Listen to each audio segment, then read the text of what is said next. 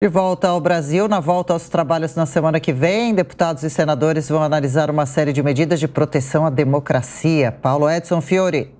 O governo deve enviar ao Congresso nos próximos dias uma medida provisória para obrigar plataformas digitais a retirar do ar conteúdos que possam ser enquadrados como terrorismo ou antidemocráticos. Segundo o Ministério da Justiça, o prazo para exclusão será de 72 horas. Especialistas e representantes da oposição dizem que a medida esbarra na falta de legislação clara sobre desinformação e notícias falsas. O ministro da Justiça, Flávio Dino, nega que a ideia seja um tipo de regulação das Big Techs, mas diz que as empresas devem ter responsabilidade sobre as informações divulgadas. Não é uma regulação da internet, não é algo que se confunda com a temática das fake news de um modo geral, não é nada disso. Para o ministro, a lei que vale para a sociedade como um todo precisa ser aplicada também no ambiente virtual. É possível alguém colocar um quiosque no Parque Shopping em Brasília e dizer: aqui ensino a fabricar bombas?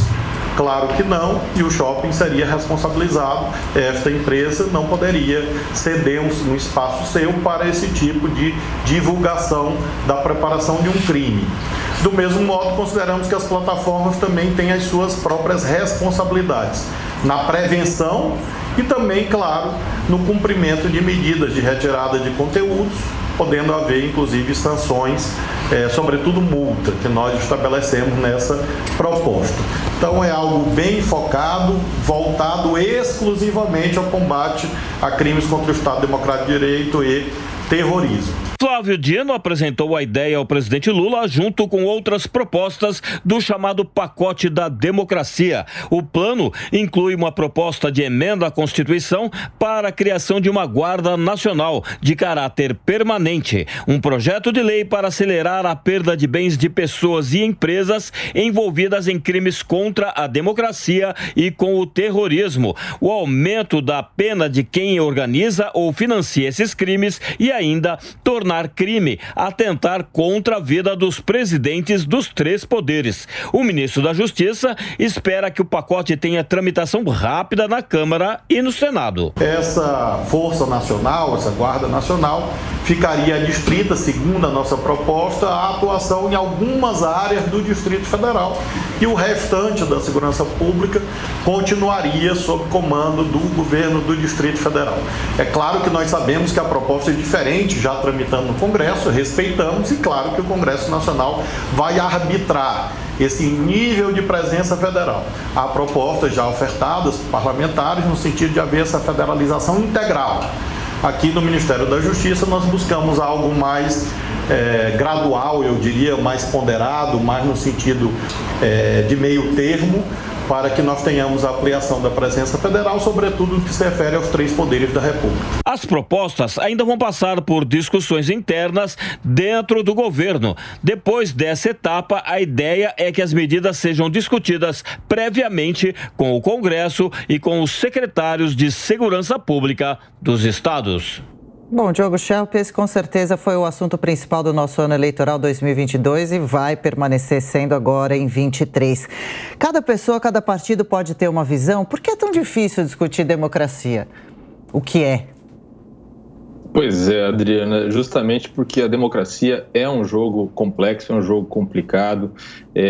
Se não fosse assim, né, se não fosse algo que exigisse visões divergentes, embates, seria nada menos do que um sistema totalitário, em que uma voz única, um poder unificado, determinasse o que pode ou não pode ser dito e assim por diante. É por isso que a gente vê sempre com muita preocupação qualquer medida que possa levar à retirada de conteúdos ou uma espécie de moderação de conteúdos, porque você acaba criando, né, mecanismos em que a justiça ou algum outro organismo possa decidir, né, o que é verdade ou não, possa decidir que tipo de informação é uma ameaça ou não é ao Estado Democrático de Direito nesse caso. Esse projeto que o Ministério da Justiça está preparando, ele acaba recebendo críticas de todos os lados, tanto daqueles que vêm com preocupação qualquer tentativa de coibir as fake news, porque acha que isso vai levar à censura, como aqueles que querem um debate mais amplo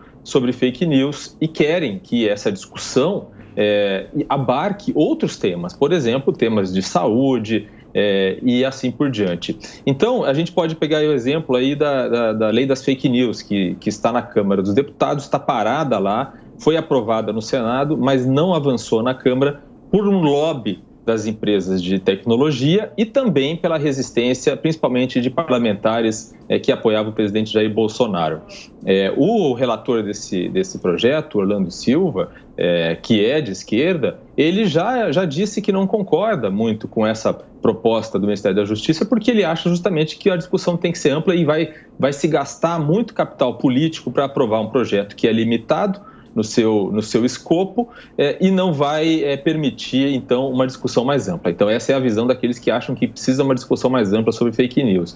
E, do outro lado, aqueles que acham que, mesmo esse escopo limitado, pode levar, e de fato pode, a abusos, né? A situações em que há uma espécie de censura mesmo, porque quem é que vai decidir o que pode ou não pode ser dito? Pois é, Fernando Capês, há uma linha tênue entre moderação e censura?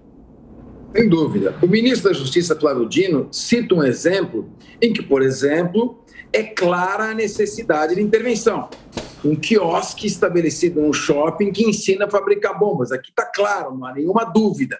Aliás, a própria legislação já coíbe esse tipo de ação. Então, quando se fala em incitação à prática de terrorismo, incitação à prática de crimes, principalmente crimes violentos, incitação à prática de técnicas de suicídio, que abusa de crianças, pornografia infantil, crimes contra a honra. Vamos lembrar que o nosso sistema é leniente na tutela da honra alheia, sobretudo em ofensas praticadas pelos meios de comunicação, pela internet.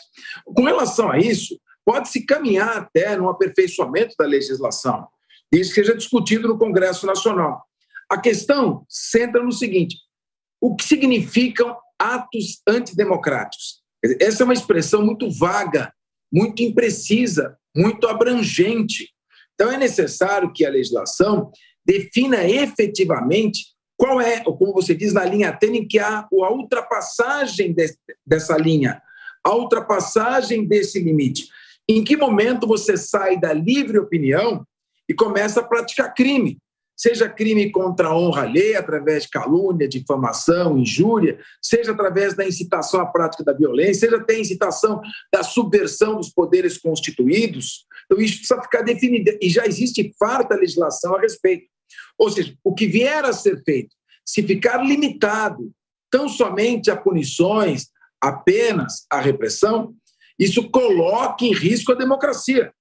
Sob o palio, sob o argumento, sob o pretexto de se proteger a democracia, pode-se estar atentando contra princípios básicos democráticos, como a livre expressão do pensamento. Então é necessário tomar muito cuidado, que nós vivemos na era das narrativas.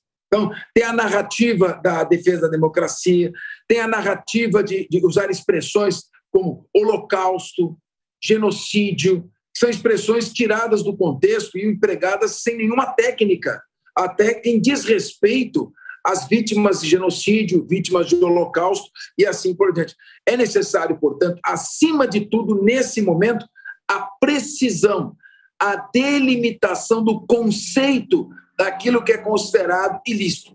Nós temos um sistema que, pelas próprias características e tradições do nosso país, direito latino, não se pode introduzir técnicas do direito saxônico, da common law, deixando tudo à margem de interpretação. Quando fica tudo à margem de muita interpretação, quando o direito fica muito interpretativo, depende da visão de quem interpreta, tudo isso cria um risco enorme à democracia. Então, esse é o ponto principal que eu acho que o Congresso deve centrar. Como definir quais seriam estes atos objetos da sanção?